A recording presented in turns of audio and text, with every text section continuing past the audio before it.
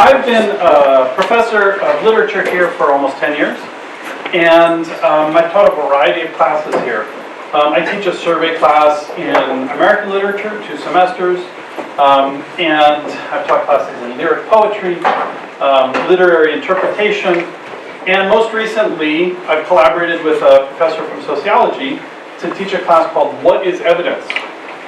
Which has been really exciting because in that class we've been able to bring guests from different professions, experts in different fields, journalists from New York Times, professors from Harvard and Yale and Princeton, physicians, lawyers, to give students a sense of what it means to look at a discipline from a professional, because we can't do all those things. And so I've been thinking a lot about pedagogy. Pedagogy is... Excuse me? What's your name? Yeah, Gabby, I'm kind of doing something right now. I'm so sorry to interrupt everyone, but I have a question. Okay, what's your question, Gabby? Again, so sorry everyone. My name is Gabby, I'm a senior here at the Mount, and I have a question that I think a lot of seniors can relate to as well. Go ahead. How do you know if the student has really learned something? How do I know? Yes, how do you know? I mean, that's kind of an easy question, I think, Abby, in a way. Like, we have tests and exams and quizzes, we assign papers, people do class presentations, and based on those things, we give grades. And that's how you know that they know? Yeah, that's how I know. Well, is it possible that they're just learning what to say and repeating it back to you? I don't think so. Excuse me, I'm sorry guys, but hi Dr. Nalencz, hi Gabby. I also agree with your question and... You want to put up subject?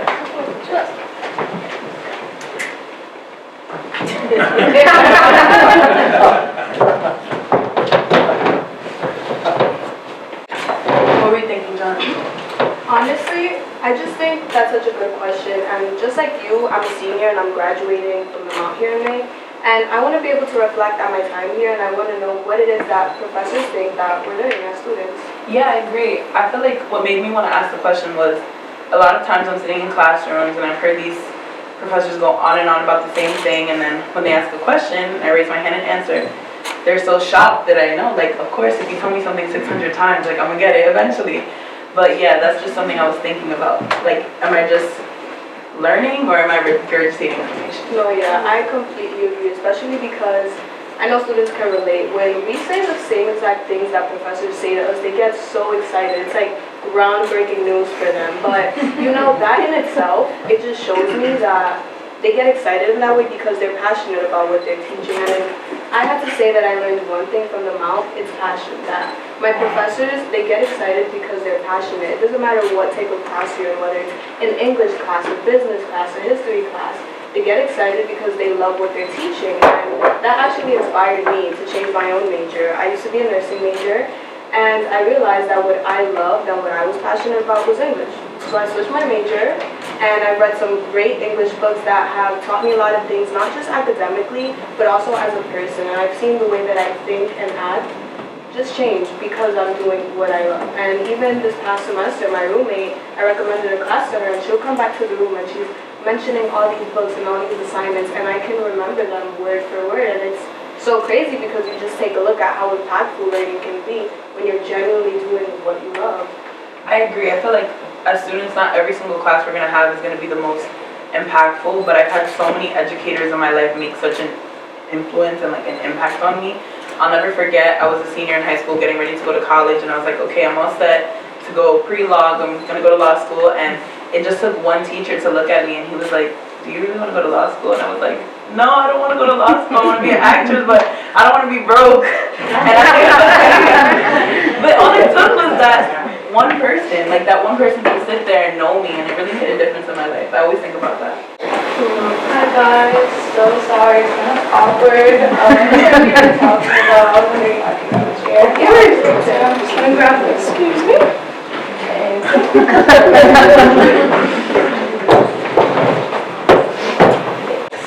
So, my name is Carissa, as you guys, most of you know. I'm a senior here at the Mount as well, and just thinking about the question, what do students learn here and what do professors think we learn here is really important to me.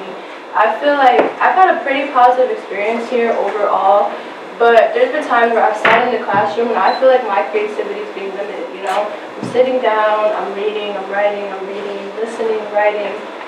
I'm just a robot, you know what I mean? I'm not really using the information and keeping it in my mind. But at the same time, I've had professors plant the seed in me where I feel like, you know what, I can be just like them. I could speak in public and I can read and I can write like a professional as well. Definitely. There's so many things and like skills that my professors have that I want to adopt as well. Like, I feel like I can speak in public pretty well, but I want to be able to go into a room and command attention, especially like being a performer, wanting to be a performer. I want people to listen to me because they want to, because they're engaged, not because they have to. And I feel like a lot of times you get robbed from that in school because I feel like the culture now in college is like, I'm just trying to pass, which I completely understand, but sometimes it makes you kill it, like what you said, it kills your creativity, and I just feel like that's kind of what's made me lose that motivation. Yeah, I completely agree. I feel like the culture in college is just see you get degrees, but I mean, we're paying a lot of money to be here, you know what I mean? And when I'm at work, I see what I don't see when I'm in the classroom. You know, I have bosses who don't care if I'm using my potential to its fullest. You know, it's just about what can you do for my company? Are you doing the task that I told you to complete by today? Whereas when I'm in the classroom, my professor just like, Carissa, you have so much potential and you're not even using it to your best ability. You know, something I don't talk about is the fact that I went to a performing arts school for 4 years, and I swore I was going to be in the music business 5 years ago. You know, if you would have asked me, I was going to be a singer. And came my senior year, and I never applied to any music programs because I allowed my fear to take over my passion. And I didn't have that teacher who told me, I believe you can do it. Apply, like, don't be scared, you know? And now I have professors who tell me, like, you're so smart, you're just not using your potential like I know you could. Yeah, I completely agree. And going back to the point about businesses wanting you to literally just do the tasks that they give you, it's like in schools we have the opportunity to have individuals in front of us that you're trying to teach us not to just do what we're told, but to do what we love, so that when we are in a business possibility, we're not just robots. You know, we're being passionate about the things that we're working on. Hey guys, I'm so sorry I'm late to the discussion. I'm gonna stay here.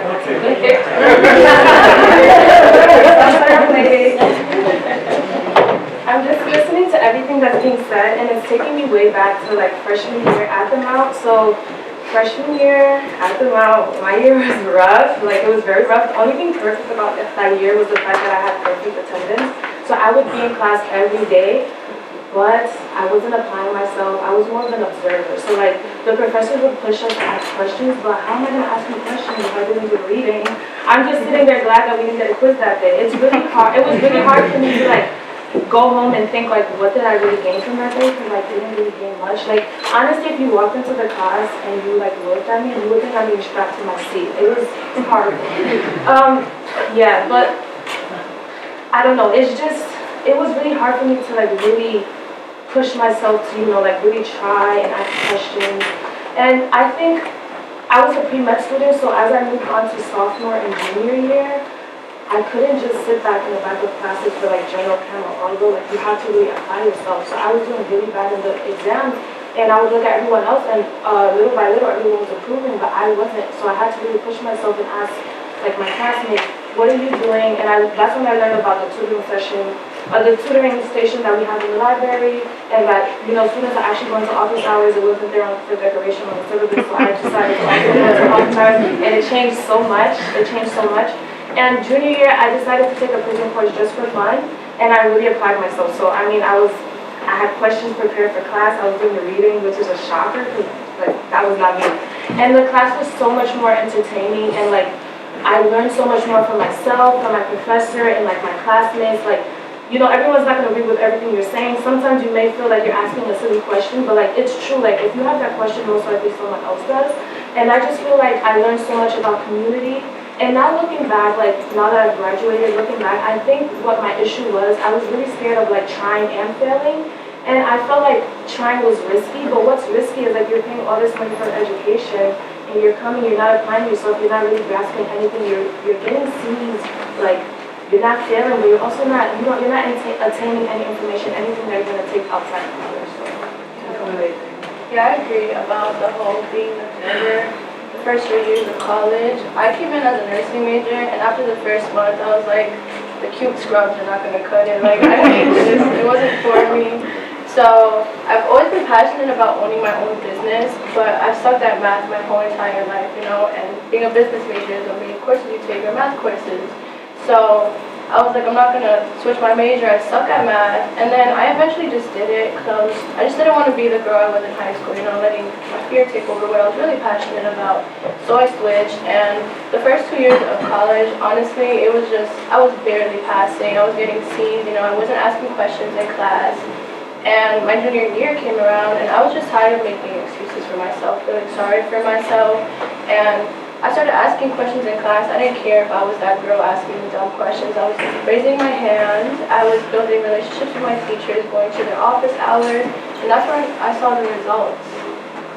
And it makes me think about, like, now that I'm still taking like pre-med courses that I need for medical school, and I'm currently working like medical research at a medical center, and I start to realize, and now even looking back at what my professors did, and like the people I'm working with, like the people with MDs and PhDs, they didn't get that overnight. It's the work that they put like in private that we don't see. It's not always what you see in public. It's the hard work that they put in private.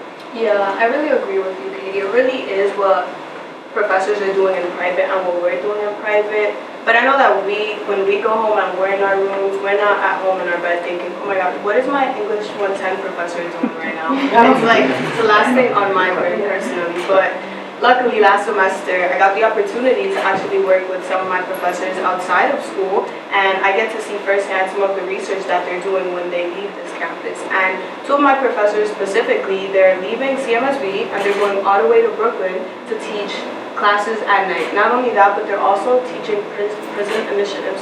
And I feel like that in itself, it allowed me to not just see these individuals as like, oh, this is my professor, the person that's standing in front of me, but it's like, this is an individual that found that educating is what they're passionate about, that's what their purpose is, and they follow it every step of the way, whether it's on this campus or in Brooklyn or in prison. It's wherever people need to learn, their passion is teaching, and they're dedicating themselves to that all the time. And I think that's why these conversations are important, because a lot of students don't see that. A lot of students aren't having these conversations, they're not hearing that.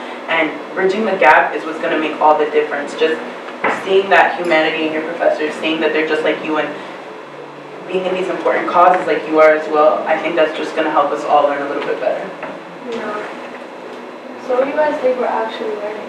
Wait guys, let's check the perseverance section. I didn't raise my hand. Well, are we right? Is this what students are learning? So, this is what a classroom looks like. It's not an authority figure lecturing and students taking notes, although it started out that way. It looked like that's the way it was going to go, right? But then when Gabby got up, I kind of said, no, this is not really an interesting question. We give exams, that's how... Jahani didn't take that for an answer, right? She said, actually, that's a really interesting question, and they took over the conversation, right? And then Carissa joined, and then Kavi joined. So what was the question that they thought was so interesting and important? The question was, what are we learning here, and how does a professor know what we're learning? It's not exams, it's not tests, but they couldn't really answer the question, actually. The first thing that they said was, well, maybe it's imitation, right? And Gabby said, you say something 600 times and I repeat it back. That's not education, that's just me. But is it just mimicry? Is it just repeating things? They kept talking and they listened to each other. And I think that the turning point was each student told a story about her passion and what kind of drove her to invest and stop being an observer and be a real participant. Right? So Carissa told the story about being in a performing arts high school, being a singer, and then coming here and figuring out how to struggle through math or intimidation to be successful in her major. Jahani talked about switching from nursing to English. Gabby talked about being a public speaker and wanting to command people's attention. right? And Kadi talked about moving from a class where she was basically had to be strapped into her seat to stay there, to doing the reading and being really engaged. And so I think that the turning point really, that got them back to the original question, what do we learn here and how do we know? I think it was when Jahani said, you know, we're not just like parroting our professors. Jahani was a teaching assistant for an experimental school in Brooklyn. It's called the Matthew Strother School of Radical Attention. And Jahani went down to Brooklyn to be the teaching assistant and to be the through line for that every week. And then she saw, I see, like, I want to not imitate you in a superficial way, right? I want to figure out how to live according to a kind of intellectual passion and to figure things out in a community. And that's what got everyone up here to sort of write, yeah, okay, that's what we want to do. We're not imitating in a superficial way. We're figuring out who do we want to emulate. You know, what kind of professionals do we want to be? And that's what they saw. So yes, this is absolutely what you're doing. And I just want to add that it really gives me a lot of pride. I have known Kadi since she was a first semester college student 5.5 years ago. And now she's doing her pre-med requirements and working. Jahani and Carissa were in the same section of my English class, their first semester in college. There's a little in-joke when Jahani talks about her roommate, that's Carissa, she's sitting next to her.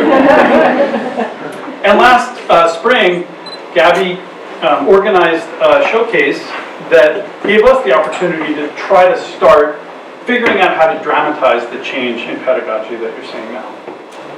So yeah, you guys, this is what a classroom looks like. So you're basically saying we learn how to think with each other. How to yes and, like improv. And this is a skill you should learn in college because when you're applying to jobs, you either have it or you don't. But I know we didn't know how to do this freshman year, but we could definitely keep practicing and keep getting better at this kind of thinking. Yeah, I think we should keep having these conversations. So class practice next. Session.